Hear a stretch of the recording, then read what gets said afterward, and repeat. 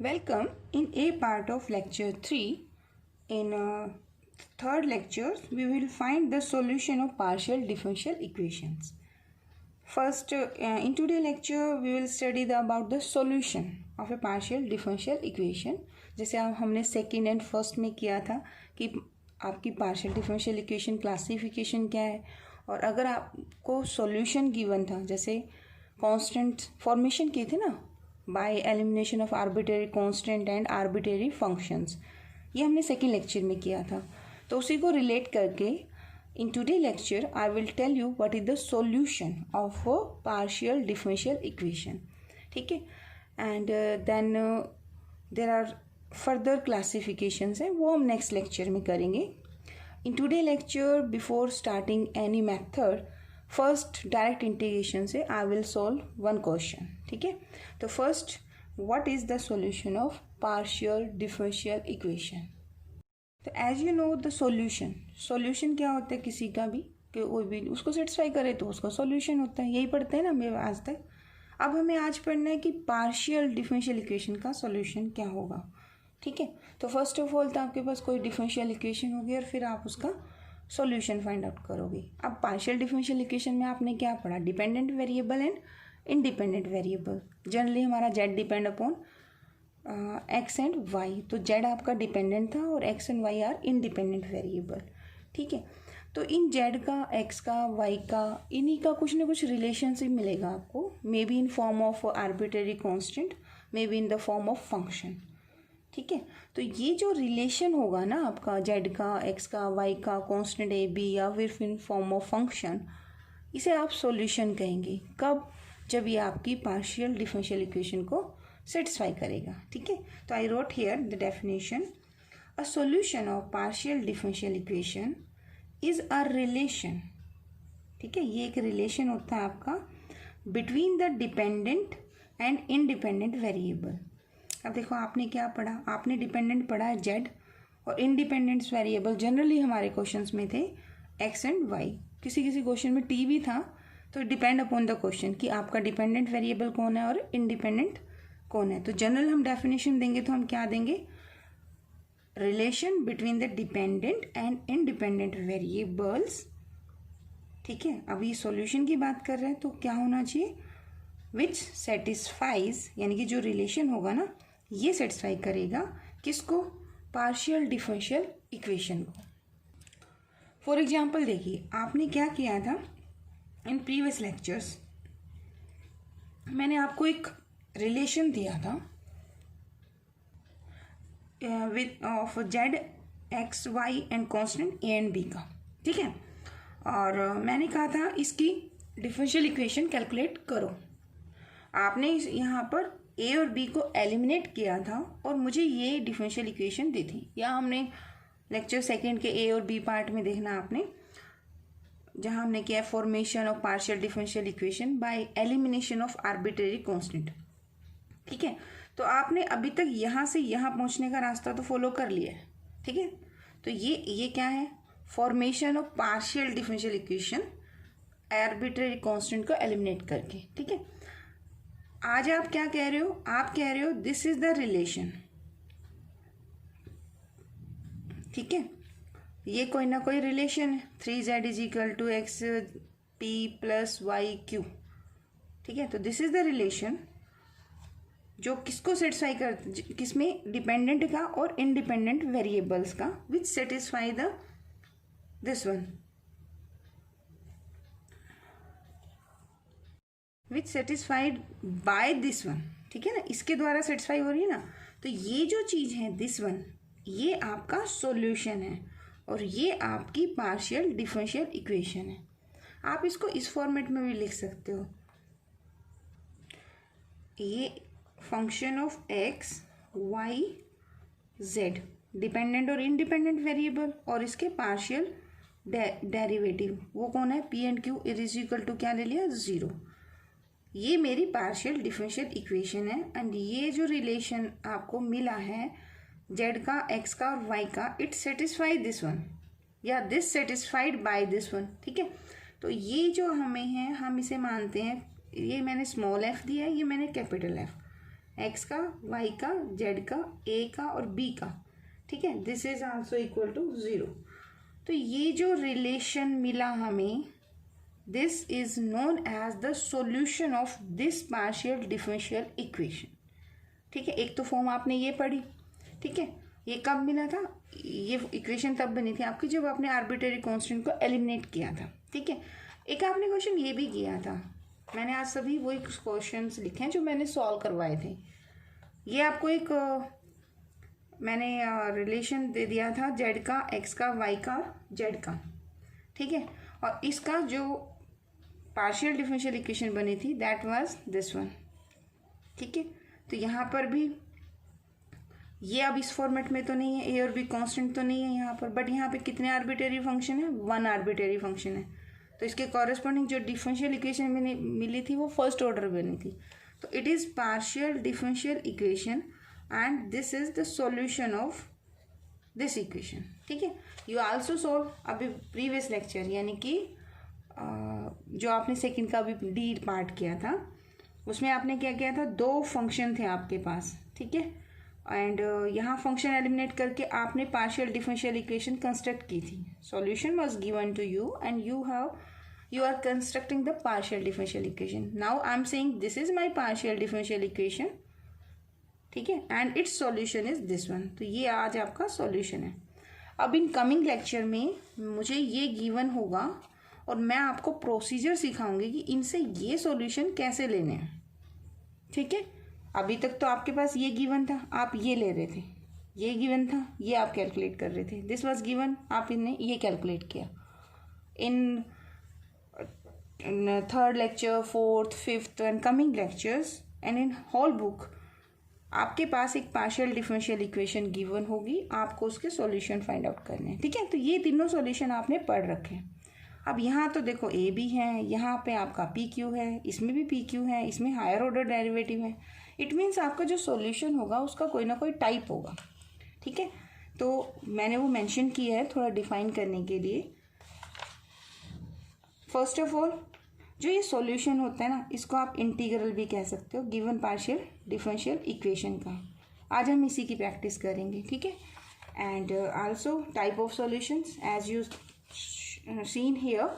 देखिए आपको जो सॉल्यूशन मिलेगा या तो इस फॉर्मेट का मिलेगा या इनसे ऐसी फॉर्मेट का मिलेगा। तो इसका मतलब क्या है, सॉल्यूशन जो मिलेगा आपका जैसे ये वाला है, इसके अंदर कितने आर्बिट्रेरी कांस्टेंट है, 2 आर्बिट्रेरी कांस्टेंट है, और कितने इंडिपेंडेंट वेरिएबल है, 2 इंडिपेंडेंट वेरिएबल है ना। वो फर्दर इसको डिवाइड करेगा।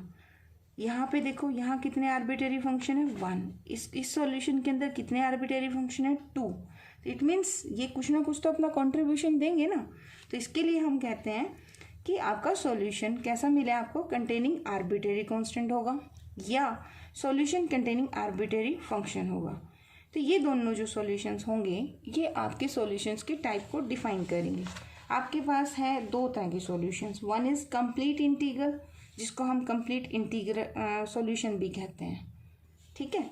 तो इसकी कंडीशन क्या है, देखो आप पढ़ चुके हो वैसे इसे, अ solution of partial differential equations, just इसे ही कंसीडर कर लो। ये सॉल्यूशन है ना आपका, दिस वन जहाँ मेरा पेन है, ठीक है। तो a solution of partial differential equation which contain as many arbitrary constants as the number of independent variable. Look at this example, z is equal to ax cube plus by cube. It's the solution of this equation, है ना। तो how many constant here, a and b, 2, and independent variable कौन है, x and y।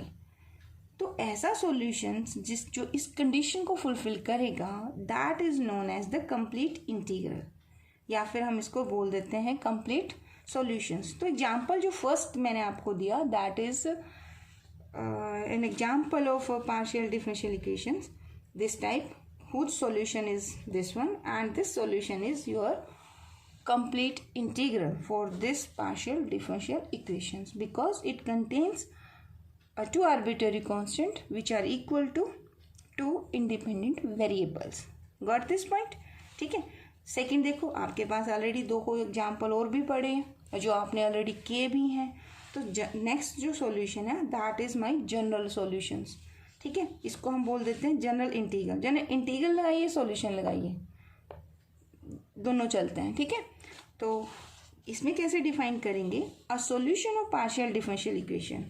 जैसे आप इस second example को ही देख लीजिए, z is equal to function of X Y by Z, this is also a solution. ठीक है, this solution, a solution of partial differential equations which contains as many arbitrary functions as the order of equation.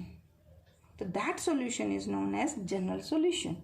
Now come to the second example. Here the partial differential equation is px minus qy.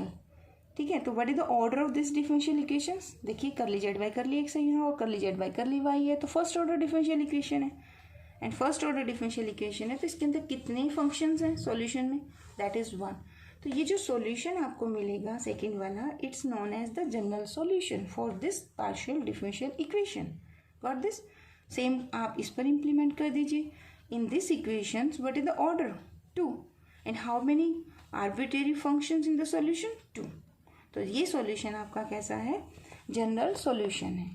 ठीक है, अभी आपने देखो form कुछ ऐसी भी की थी, u is phi of u v equal to 0, u equal to phi of v, है ना। ऐसे ऐसे फॉर्म का आपके पास फंक्शंस पड़े थे और आपको एलिमिनेट करना था। तो ये फर्दर आपके 2-3 सॉल्यूशंस और हम करेंगे अभी डेफिनेशंस, जैसे पर्टिकुलर इंटीग्रल, फिर हम करेंगे सिंगुलर सॉल्यूशंस। ठीक है, तो ये हम करेंगे नेक्स्ट लेक्चर में, आज नहीं करेंगे। In today lecture let us practice before solving different methods.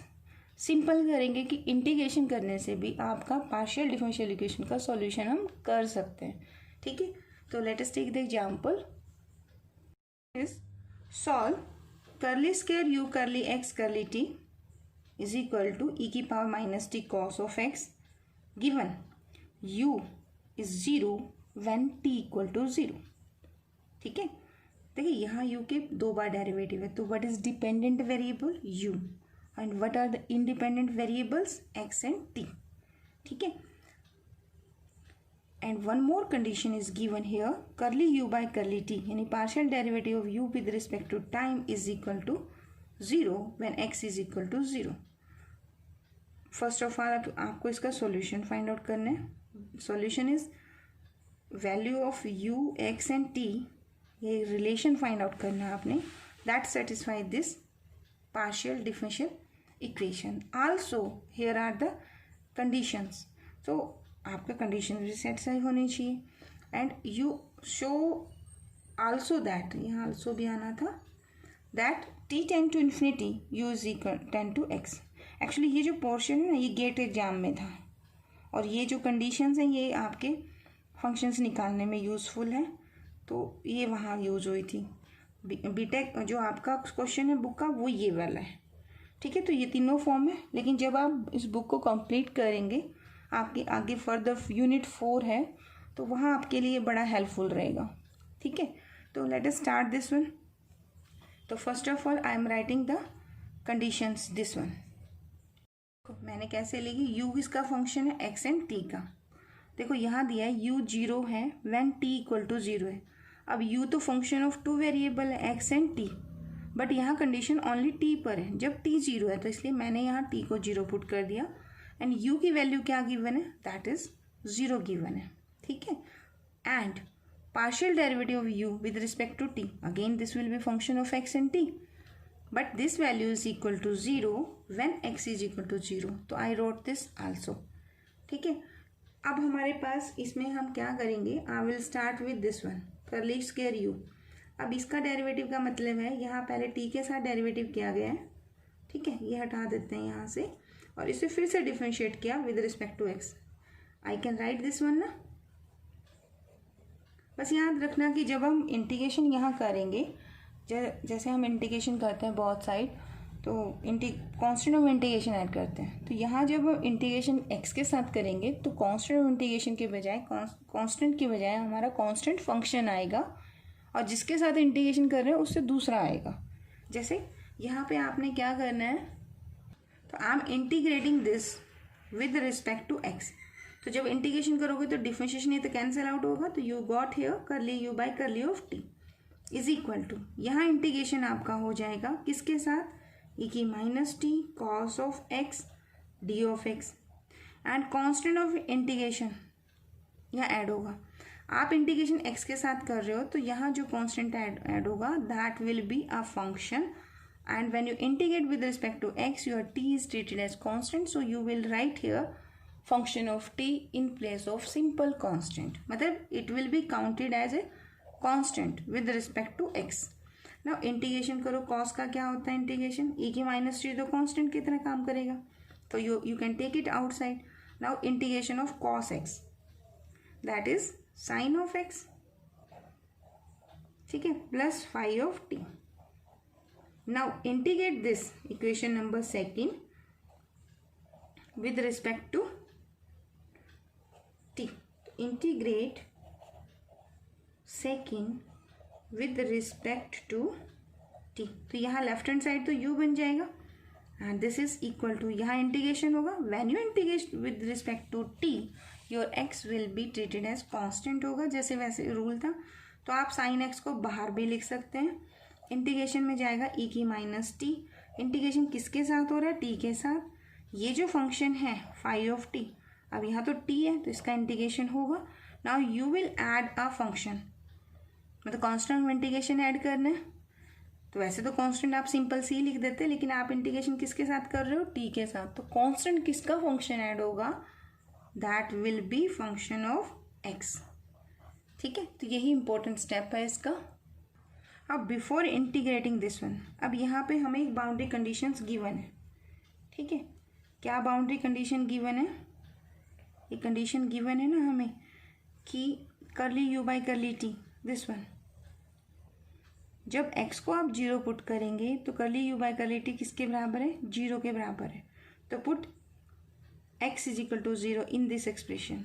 तो इन सेकेंड इक्वेशन में आप पुट कर रहे हो x को, क्या पुट कर रहे हो, 0, तो ये तो वैल्यू आपकी 0 आ चुकी है, यहाँ x को 0 पुट करोगे तो साइन 0 0 होता है, तो इट इंडिकेट मी कि फाई ऑफ टी क्या आ रहा है यहाँ पर, its value is equal to 0 आ रही है, ठीक है। पहले चाहे तो आप पहले कैलकुलेट कर लीजिए, बाद में करना है तो बाद में करना। अब यहाँ देखिए u किसका फंक्शन था, x का और t का, ये कौन आया, साइन ऑफ x, e की माइनस टी का इंटीग्रेशन, e की minus T divided by -1, so I am writing here. आप इसे एज इट इज भी रख सकते हैं अभी, क्योंकि अभी मैं वही कंडीशन यूज़ करने वाली हूँ, and this is function of x, ठीक है। अब आपने इसे कैलकुलेट कर लिया, you want to find this one कि इसकी वैल्यू क्या आएगी, इसके लिए आपको देखो ये u x function of t आ गया। अब go to this condition also, यहाँ क्या कंडीशन है, जब t 0 है तो u की वैल्यू क्या है, 0, तो you will put t equal to 0, put equal to 0 in expression and using phi of t is 0, तो यहाँ पर क्या वैल्यू पुट बनेगा, देखो x तो है आपका, t 0 आप पुट कर रहे हो, ठीक है, ये आपका माइनस ऑफ साइन x है, यू आर पुटिंग t 0, तो e की 0 क्या हो जाएगा, दैट इज 1, ये अभी t इसके अंदर 0 नहीं पुट होगा, ठीक है, तो यहाँ फाई t की वैल्यू पुट कर सकते हो, वो अपना 0 आ जाएगा, और ये आपका f ऑफ x हो जाएगा। This value is given to me 0, ठीक है, तो minus of sine x plus f of x, तो from here my f of x this is equal to sine of x।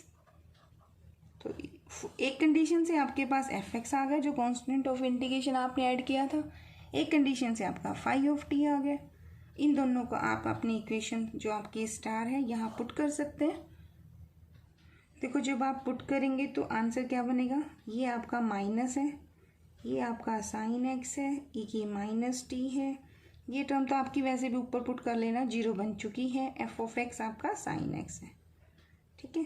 तो u x t in this question you can take your sine x outside, तो यहाँ 1 minus e की minus of t, तो u x t this value is equal to this one. Now you can verify your conditions also. देखिए आप इसको अगर check करना चाहें तो जब आप t को 0 पुट करेंगे, t को 0 तो 1 - 1 0 हो जाएगा, तो फंक्शन 0 आ रहा है। इसे डिफरेंशिएट कर दो विद रिस्पेक्ट टू t और जब x को 0 पुट करोगे तो आंसर 0। तो आप आंसर भी वेरीफाई कर सकते हो, ठीक है। अब ये ऑब्जेक्टिव अगर क्वेश्चन बनाना है तो ऑप्शन नीचे दे दिए जाएंगे और इन ऑप्शन में एक करेक्ट आंसर ये होगा, बाकी दूसरे डाल देंगे, तो ये ऑब्जेक्टिव क्वेश्चन बन जाएगा। Now come to the second part. Second part में क्या कहा है, show also that as t tend to minus infinity u tend to sin x। तो इट्स वेरी इजी, तो मैं यही कर रही हूँ इसको डबल स्टार। देखिए अब इसमें t टेंड टू इन्फिनिटी कर दीजिए, you are taking limit t tend to infinity, here t tend to infinity, तो ये तो लेफ्ट हैंड साइड बन जाएगी, यानी ये हो जाएगा आपका u tend to infinity. And what is the value of this one, यहाँ देखो ये sin x हो जाएगा आपका, लिमिट अब t की जगह पुट करेंगे ना तो 1 बाई इसको e की माइनस टी लिख सकते हैं, और t में मैंने क्या पुट किया, infinity. And you know that e की infinity is infinity, 1 by infinity is 0, या आप डायरेक्ट कह सकते हैं e की minus infinity is 0। So here I got only the sine x, क्योंकि 1 माइनस ऑफ 0 हो जाएगा, तो I got only sine of x, ठीक है। तो ये क्वेश्चन आपका जो था t टेंड टू इन्फिनिटी वाला ऑप्शन, ये गेट के एग्जाम में आया था। तो hence you can see here in this partial differential equation with the given conditions u tend to sin of x, क्योंकि ये लिमिट पुट कर रहे हैं ना हम इसकी, तो tend to sin x आएगा when, कब, जब आपका t tend to infinity है, ठीक है। Thank you so much for watching.